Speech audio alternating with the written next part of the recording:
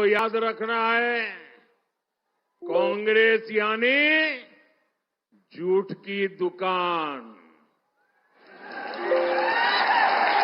जनता का अपमान, आपना लोके मनत राखीबो लागिबो। कांग्रेस माने मिच्छार दुकान, जनोतार अपमान।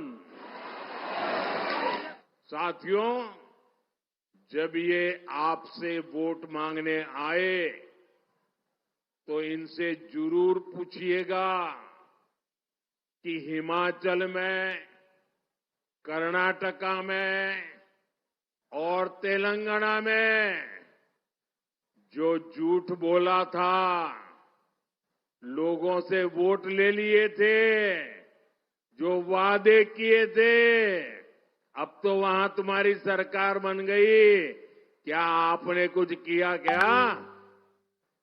हिमाचल में कांग्रेस का शाही परिवार ऐसे ऐसे झूठ बोलकर भाग गया कि आज पूरा राज्य ही ठप पड़ा हुआ है।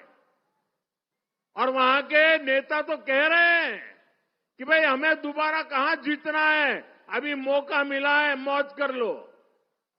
साथियों, हर नौकरी करने वाला जानता है सैलरी ऊपर की तरफ बढ़ती है, लेकिन हिमाचल की कांग्रेस सरकार ने तो नया करिश्मा कर दिखाया है। कांग्रेस ने वहां की सरकार ने वहां उल्टा सरकारी कर्मचारियों की सैलरी ही घटा दी। हिमाचल की बहनों से इन्होंने इतना झूठ बोला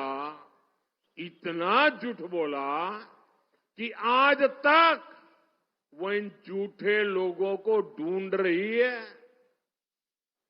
देश में इतने बड़े संकट के बावजूद पेट्रोल डीजल की कीमतें नहीं बढ़ने दी गई है।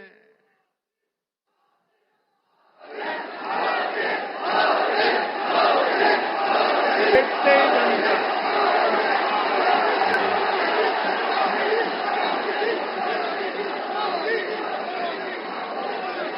लेकिन कांग्रेस की हिमाचल की सरकार ने पेट्रोल डीजल महंगा कर दिया। यानी चुनाव से पहले ये नामदार, ये शाही परिवार सपने दिखाता है और बाद में लोगों को संकट में डाल देता है। इसलिए असम के हर परिवार को इनसे बहुत सावधान रहना है। साथियों, कांग्रेस की एक और कुनीति उसके विषय में आपको बहुत सतर्क रहना होगा। कांग्रेस आज खुलकर घुसपैठियों के समर्थन में उतर आई है। मैं जरा आपसे पूछना चाहता हूं, क्या घुसपैठियों को समर्थन मंजूर है? क्या घुसपैठियों की मदद मंजूर है? क्या घुसपैठियों की रक्षा मंजूर है? ये घुसपैठिए आपके दुश्मन है कि नहीं है? ये घुसपैठिए आपका अधिकार छीनते हैं कि नहीं छीनते हैं? ये घुसपैठिए आपकी नौकरी ले लेते हैं कि नहीं लेते हैं? ये घुसपैठिए आपकी जमीन उठा लेते हैं कि नहीं उठा लेते हैं? कांग्रेस ने सालों साल तक असम में घुसपैठ होने दी और फिर लुमडिंग और डोबोका में हजारों बीघा जमीन पर अवैध कब्जा भी करने दिया। ये जमीन आपकी है, ये जमीन असम की जनता की है। ये जमीन किसकी है? ये जमीन हमारी है। या आपको जमीन वापस मिलनी चाहिए कि नहीं मिलनी चाहिए? और इसलिए बीजेपी एनडीए सरकार ने अवैध कब्जे हटाए हैं। इससे कांग्रेस बौखला गई है। साथियों, घुसपैठियों की समस्या काम से जुड़ी है, पहचान से जुड़ी है और सुरक्षा से भी जुड़ी है। आप देख रहे हैं वनांचल और नदियांचल में क्या स्थिति हो गई है। बीजेपी एनडीए सरकार आबादी के इस असंतुलन से असम को बचाने में जुटी है। बीजेपी एनडीए को दिया आपका हर वोट घुसपैठियों को दूर रखेगा, असम की पहचान को बनाए रखेगा। आप मुझे बताइए, एक घुसपैठियों को कौन हटाएगा? ये घुसपैठियों को कौन हटाएगा? ये घुसपैठियों को कौन हटाएगा? ये घुसपैठियों को कौन हटाएगा? मोदी नहीं, आपका एक वोट हटाएगा, आपका एक वोट हटाएगा। आपके वोट की ताकत है तो एक एक घुसपैठियों को बाहर निकालेगा। बीजेपी एनडीए को दिया आपका हर वोट घुसपैठियों को आपके रोजगार पर डाका डालने से रोकेगा।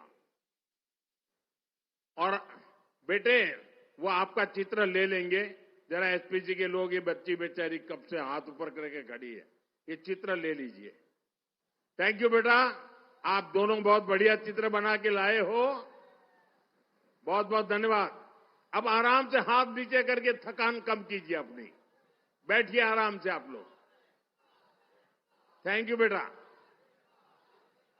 और साथियों, बीजेपी एनडीए को दिए आपके हर वोट की एक और ताकत है। बीजेपी को दिया आपका हर वोट यहां आस्था और संस्कृति से जुड़े स्थानों को भव्य बनाएगा। बीजेपी का दिया आपना लुकोर प्रतीतो भोटे अहोमोर आस्था आरु हांस्कृतिये लगो जोरित स्थान होमोहोक आतोक दुनिया कोरी तुलिबो।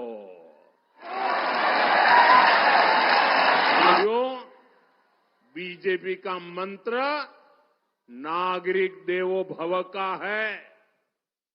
हम देश के नागरिकों को देव मानकर उनकी सेवा में जुटे हैं, उनके जीवन को आसान बना रहे हैं।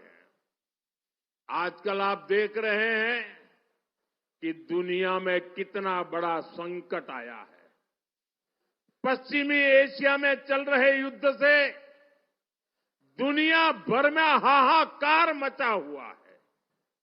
अमीर से अमीर देशों में भी इस समय स्थितियां बहुत खराब है।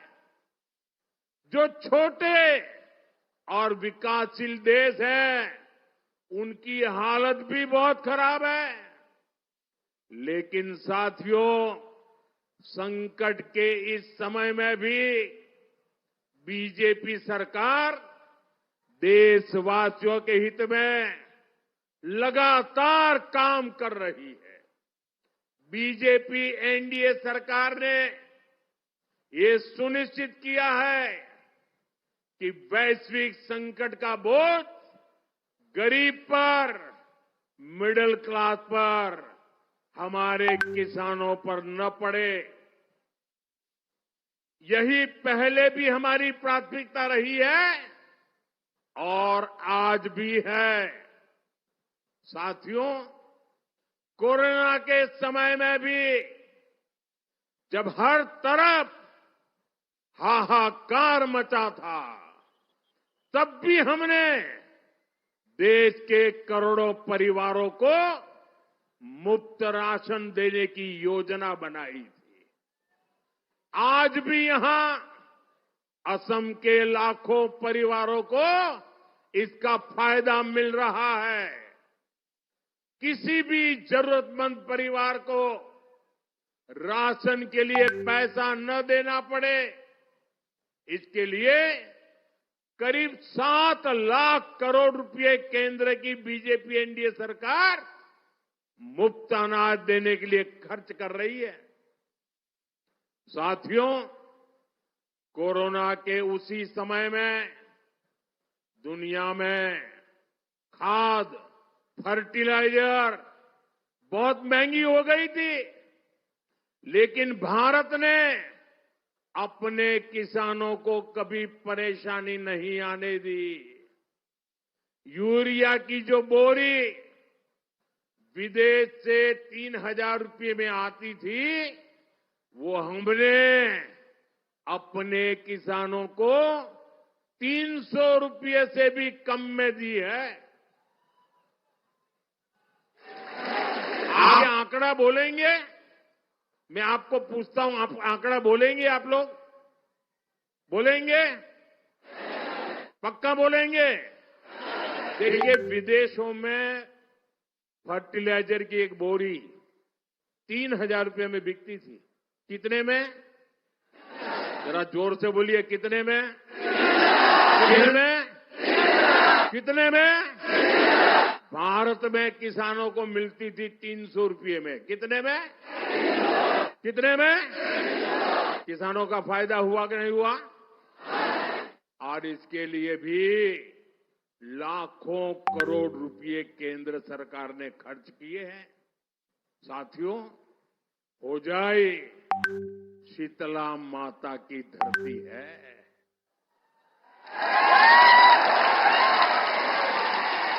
मां कामाख्या का धाम भी यहां से अधिक दूर नहीं है।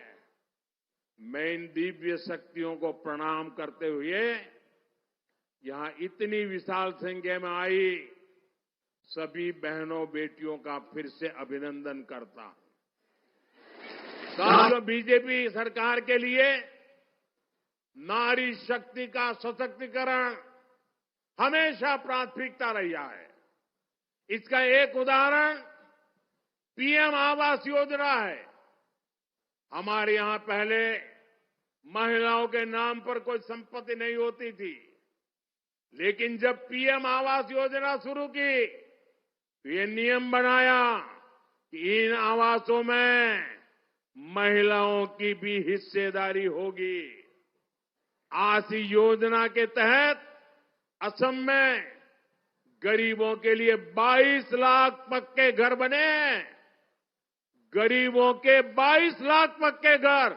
आप बताएंगे आंकड़ा कितना? कितने घर बने हैं? 22 लाख। उधर से आवाज आए, कितने बने? कितने बने हैं? कितने बने हैं? 22 लाख। और इनमें से ज्यादातर घरों की मालकिन ये मेरी माताएं बहनें हैं, महिलाएं हैं। और साथियों, ये मोदी है, यहां रुकने वाला नहीं है।